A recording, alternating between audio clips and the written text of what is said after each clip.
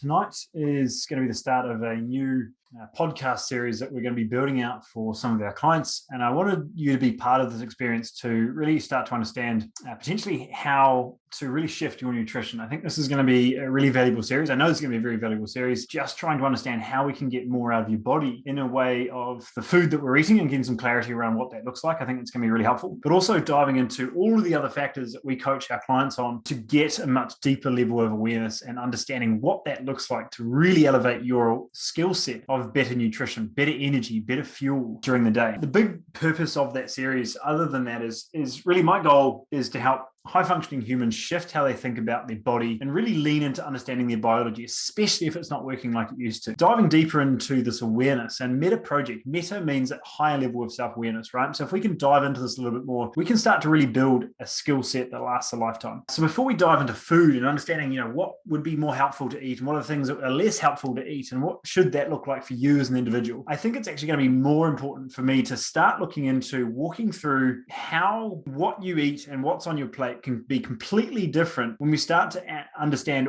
all of the other factors of good nutrition, of good fuel. So without changing what's on the plate or what's in this particular meal that we use as an example, I want to walk you through some of the concepts that we have there. Okay, so the purpose of this is to try and make sure that when we're freaking out about having the perfect salad on the plate, but we're so disconnected, and so many people are, with how they feel and the environment they're in and what that's doing to how they're digesting and breaking down food. If we can start to bring that conversation to that component, you're going to get so much more out of your meals without even changing a thing with what is on your plate. All right. So I'm going to walk you through this example, and I want you to visualize this potentially in your own life, however close or as far away it is to what your morning looks like. So example one, I wake up tired.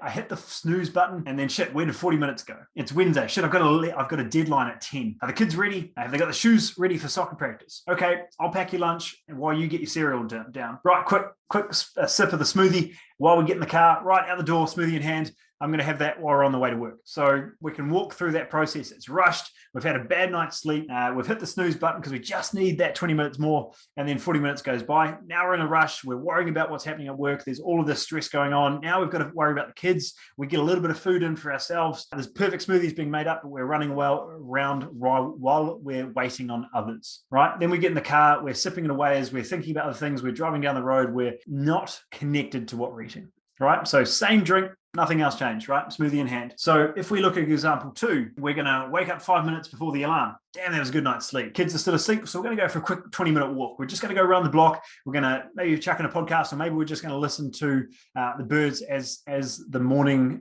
starts, and we're going to just focus on our breathing as we walk around the block. We come home, we see the kids getting out of bed, and we make breakfast together while we sort out your smoothie as well. You sit down together, you talk about what you've got planned for the day, you connect with your kids, and you sit down and actually enjoy that smoothie. Then you head out the door with the kids, and they've already got their shoes and lunch packed well before 10, so you're not rushing around trying to find that. You no need to take the smoothie in the car because you've already finished when you had the time with your kids for brekkie. All right. So there's a conscious intent behind what's happened. We haven't changed anything with the meal. But what I want to walk through here is the understanding of how different your body just digested that smoothie. All right. Whether it be a good or a bad food choice at breakfast is not relevant for right now. It's how different your body reacted to that meal you had in the morning because of the circumstance that you put it in, right? So the first one is going to be, and before I dive into, I'll start with the first one, which is you digested that at a very basic level, you digested that food entirely different, right? The first person had a bad night's sleep. We're going to say that it was under 6 hours. It was broken. He was waking up, had to get up to pee. He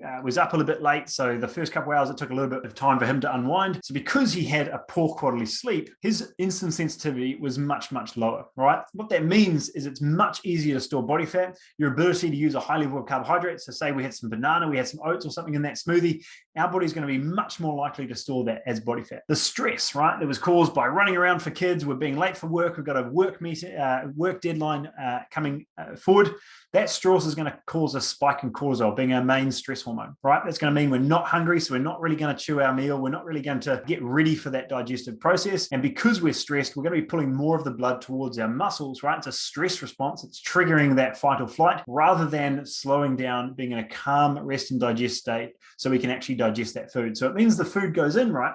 But we're not actually absorbing that effectively into our body. And this is why we talk about it's not what you eat, it's what you absorb. So if we're eating food, it's going down our esophagus into our gut, but we're not able to actually absorb it into our bloodstream and get that nutrients through our body, then we're not going to really feel a good kick off that morning smoothie. The same food could be in it, right? The third one is going to be, so those are the two problems that would have come through from example 2. Now, if we switch that and we start to look at example 2, right, we got a good night's sleep, so our insulin sensitivity is much, much better. We utilize that nutrients a lot better. Our stress was much lower because we were calmer, we were more planned. We got up early because we had a good night's sleep and we had the energy to tackle the day. We had a level of resilience there. So we actually digested food a lot better. Now we sat down with our kids to have this breakfast. So even though it was the same smoothie, we sipped it, we were aware of what we were drinking, we were conscious about that process. We were having a chat and having that conversation there. So we were digesting that food much better, right? We had some level of saliva being present. So our body was ready to actually uptake that nutrients. If it was a slightly chunkier smoothie, right, we were actually chewing a little bit more rather than just trying to chug it down. Because we had that connection with our kids, there was a level of oxytocin and happy hormones coming through, which actually lowered stress for the day. So further improving our ability to absorb that nutrients as well. The fourth one that came in when we looked at the second example was we actually got some movement in the morning, right? We consciously got outside and got in some breathing, got some fresh air, got some just basic stride around the block. It wasn't a long walk at all. It's just a little bit of movement, which meant that we got better nutrient uptake. Our body got some good blood flow. We're able to absorb that nutrients much better. And rather than that being stored in our gut, we're able to fuel that through our muscles and our brain to really show up sharper during the day, make our mind a lot clearer. So really that's where I wanted to start is we haven't changed the smoothie, but we've completely changed how our body felt, how our body utilized the nutrients, and all of the other systemic effects that allows us to set up our day, right? Number one is going to be struggling through the day. He's going to be dragging through. That smoothie gave him no energy. He's going to have another coffee within 30 minutes. He probably left one of the kids' shoes at home and he's still going to be on the back foot to get that deadline done at 10 o'clock. And he's going to have a brain fog, which is just going to make him struggle up to that 10 o'clock deadline. Whereas the second person is going to be, he's got some time in for him in the morning, right? He got a bit of movement in. He still managed to get home to have breakfast with his kids. They were able to actually have a conversation and feel like their dad was present when they're at home. And he was able to still get to work early with a sharper head space, with more energy from the meal he had for the morning. And he was ready to crank out that in an hour with no problem with getting that deadline done by 10 o'clock, right? We've got two very different realities with the same time, the same variables that we have to play with. Now, hopefully for you, you're able to see the underlying thought process here, which is we have not changed the meal. We have not changed the food on our plate. But if we start to look at how we normally as society live our lives on a day-to-day basis, we are so unconscious with all of these other variables, the stress, the sleep, the movement, the breathing, the connection with others, that has a direct impact to our own personal health, our digestive capacity, our gut health, right? So understanding that systemic base and what we look at as being food and our body working really starts from this conscious intent of how we live our life on a day-to-day basis, right? At a high-performing level, at a more enjoyable level, at a more present level, okay? And when we start to do that, we can entirely change the game before we've even had our conversation about food. All right. So to start off this Good Gut series with something simple, something that really just allows you to look at the other components that are at play in your day-to-day life. I want you to start to potentially look at that morning and what are the components that maybe are making whatever you're currently having for breakfast just that little bit worse. If I give you, and this is being replicated in studies time and time again, it wasn't just one random study, is if I give you one smoothie, and I tell you that this is full of all the nutrients you'll need for the day. Your energy is going to be fantastic. You'll probably drop 5 kilos because it's got a fat burning component, right? And you drink that smoothie. You're going to use that smoothie in an entirely different format that if I give you the same smoothie and I say, look, this is full of, it's basically a McDonald's smoothie. It's got lots of fat, lots of processed food, and you're probably going to feel pretty sluggish afterwards.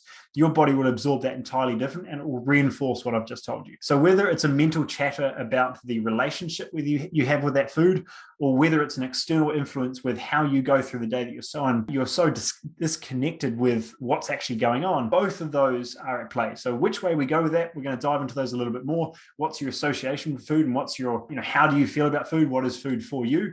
And also understanding that conscious awareness of the space the nervous system and aspect, and also just your management of things like breathing and digestive ability to make sure we can get more out of food, right? So 2 components we're going to walk in a lot more, but I wanted to start this series off nice and soft with an awareness of how different that space can really be when we start to look at nutrition in a very different light. So I hope that was helpful, team. Hopefully you got some awareness of maybe some tweaks you can make in your morning to allow your digestive system to be better, allowing your health journey to be a little bit more present.